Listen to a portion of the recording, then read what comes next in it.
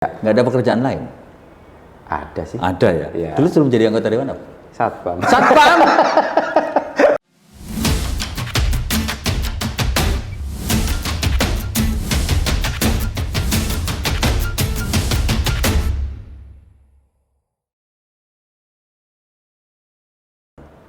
Pagi-pagi ndelok kurban dikancani Pak Eko karo Idul Dagangan. Aku saiki lagi nang Pasuruan ketemu Pak Rohani Siswanto, sang vokalis dewan.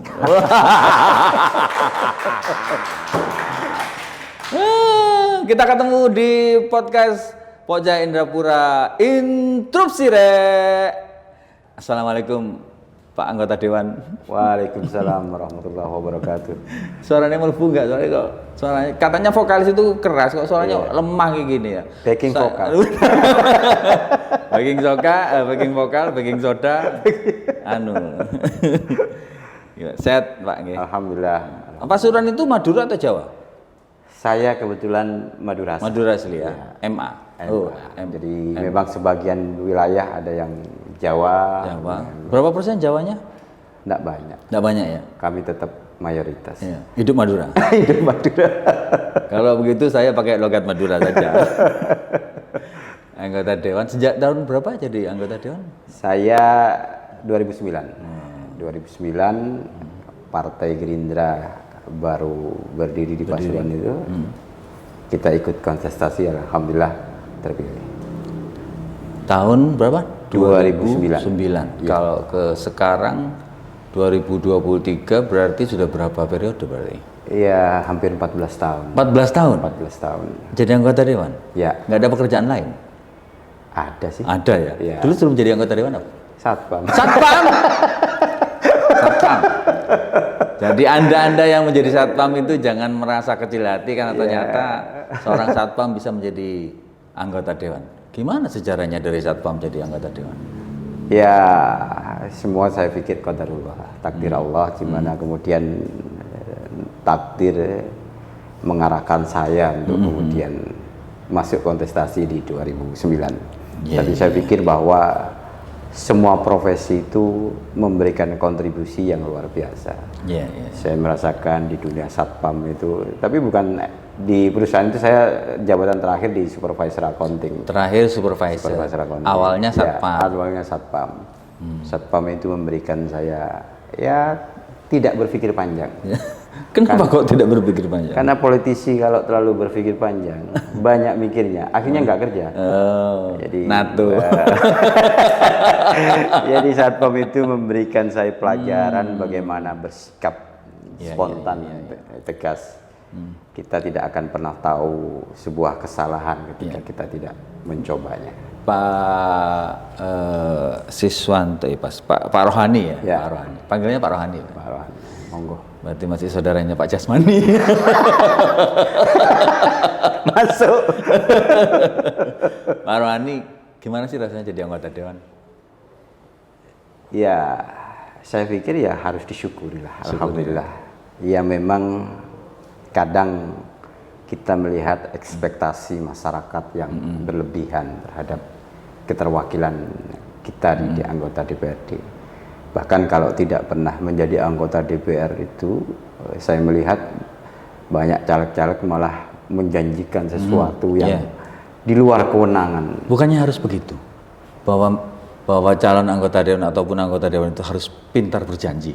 Ya itu tergantung masing-masing. Tapi yang harus diyakini bahwa semua akan dipertanggungjawabkan di hadapan Allah. Mungkin jabatan kita bisa berakhir, tapi janji yang tidak terlaksana itu tetap akan menjadi bagian yang akan kita bawa terus sampai dengan akhir. Jadi kalau misalnya biar lebih jelas, jadi anggota dewan itu rasanya enak apa sangat enak? Kalau kita melihat sudut pandang kemanfaatan, menjadi DPRD itu diperlukan. Artinya begini, ketika saya punya duit 10 juta, itu saya mau nyumbang masjid, itu bagi saya sangat besar sekali.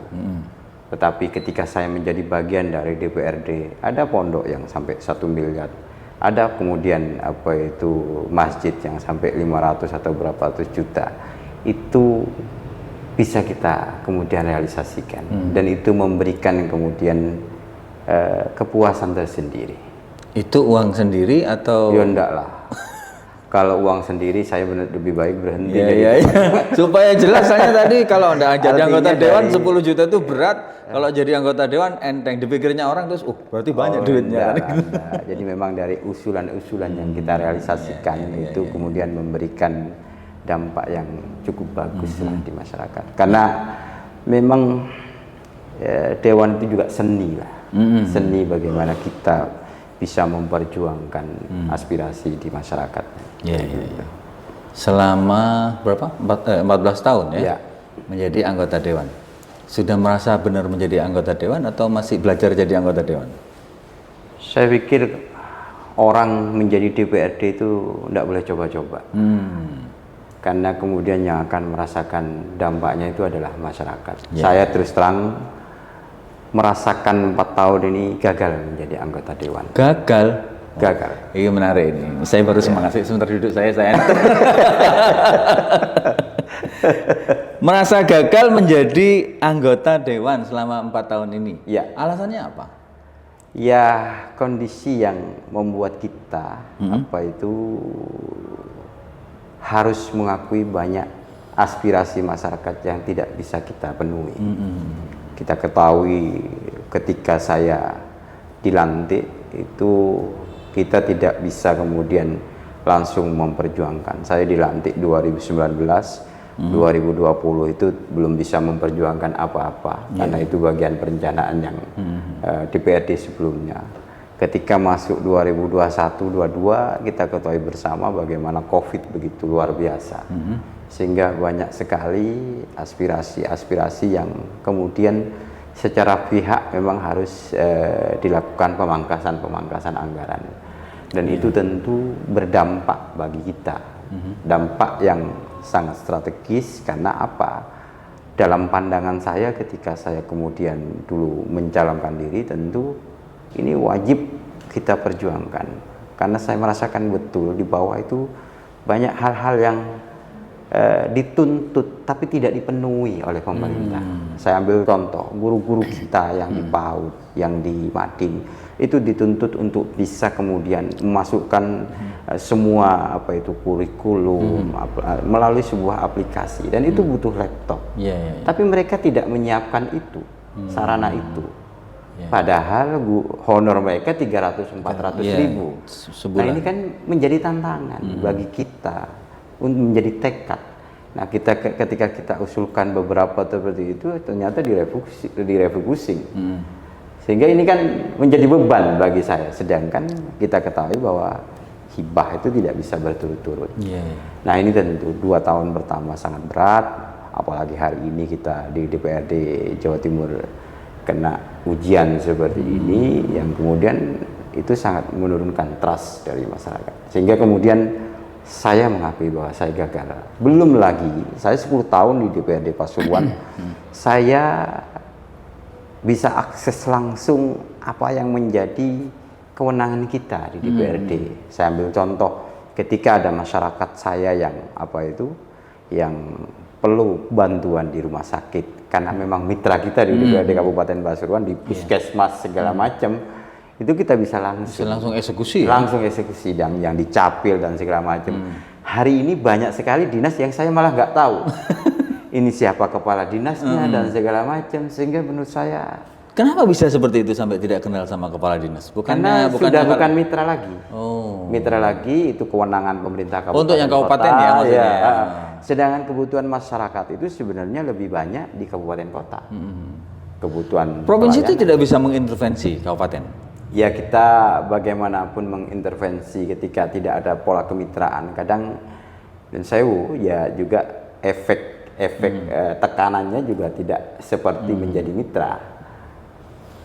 Dulu ketika kemudian pindah ke provinsi, bayangannya Pak Rohani seperti apa?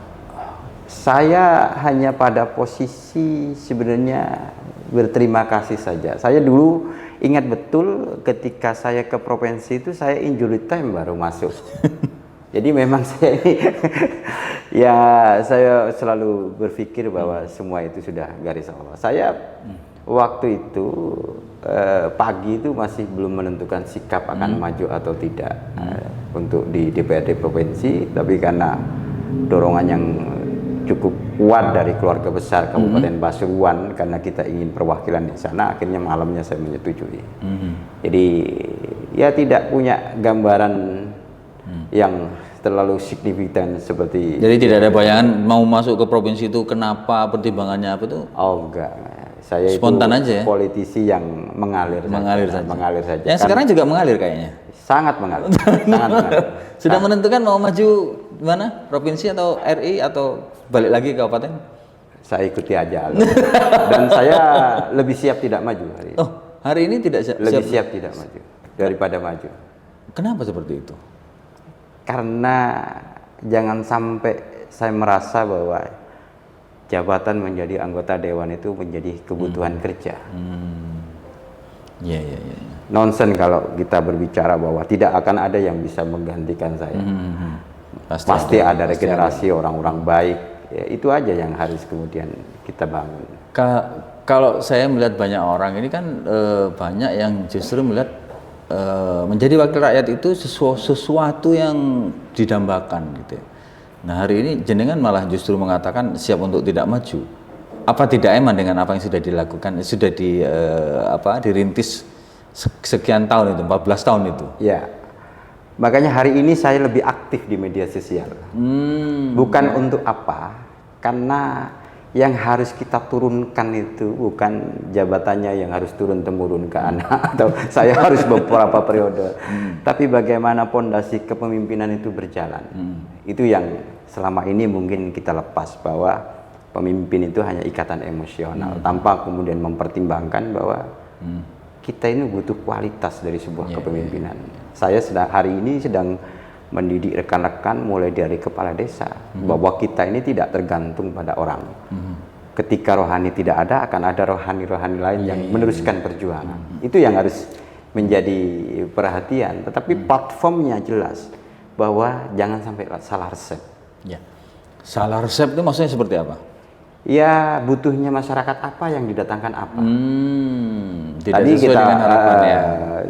Tadi sempat ada ketika saya sampling, butuh apa? Butuh jalan yang baik, Pak. Butuh kemudian lampu penerangan jalan, Pak. Butuh lapangan kerja, Pak. Tapi yang kita hadirkan apa? Mungkin pembangunan gedung perkantoran yang megah dan sebagainya. Itu kan salah resep akhirnya kita. Lebih pada proyek akhirnya ya, bukan kebutuhan masyarakat. Saya tidak akan menyimpulkan itu, yang pasti itu salah resep menurut saya. Salah resep itu kan bisa juga karena kebijakan secara menyeluruh dari teman-teman wakil rakyat. Apa bisa seperti itu juga? Ya, memang kan yang menyetujui berbagai program kan tetap legislatif, bukan eksekutif yang mengajukan. Iya, tapi kan selama saya di DPRD provinsi itu berapa porsi kita bisa menyetujui itu. Terus terang saya berulang kali misalnya mengusulkan bahkan di forum paripurna laporan komisi dan segala macam terkait dengan penambahan anggaran untuk kemudian pemberdayaan dan segala macam. Hasilnya sama saja, nggak ada perubahan. Nah ini yang menurut saya patut menjadi koreksi, bahwa kita ini hidup di sebuah sistem yang DPRD itu seakan hanya bagian kecil dari sistem kolektif itu yang suaranya tidak nyaring terdengar. Ya dulu sesi pertama ini memang kita bicara tentang bagaimana seorang anggota dewan. Ini sebelum kita masuk pada sesi berikutnya, jenengan sebagai anggota dewan selama di provinsi terutama sudah merasa berapa persen melakukan untuk masyarakat? 20%. 20%? Ya. Dari 100% yang sampai terima itu? Iya. Ya karena memang mohon maaf banyak sekali kemudian rintangan-rintangan. Jangan dikira bahwa semua anggota DPRD itu hidup berlayah-layah dengan saya terus terang ya bukan bagaimana biar orang itu tidak menganggap persepsi dewan itu buruk semua, bahwa saya 1 bulan itu ada sekitar 7 desa yang yatimnya harus saya tanggung. Banyak juga ya. Belum guru-guru Madin, ya memang saya lakukan itu. Nah, periode ini kenapa begitu? Saya kemudian pikul itu melalui ya kelebihan dari kunjungan kerja dan dengan adanya Perpres 33 dan segala macam. Itu saya tidak bisa maksimal. Jadi mungkin Bu Menkyu itu tidak pernah melihat bahwa kami ini ibarat di desa itu, saya sampai hari ini juga masih stand di desa. Kita ini segalanya bagi mereka. Harapan mereka mulai orang melahirkan sampai meninggal itu ke kita. Jadi dewa ya berarti ya? Bukan dewa. Iya memang ekspektasinya seperti itu. Tinggi ya? Sangat tinggi sekali. Apakah Perpres 33 dulu? Ini Perpres 33 adalah sebuah aturan di mana kemudian anggota dewan, tolong nanti kalau salah diluruskan.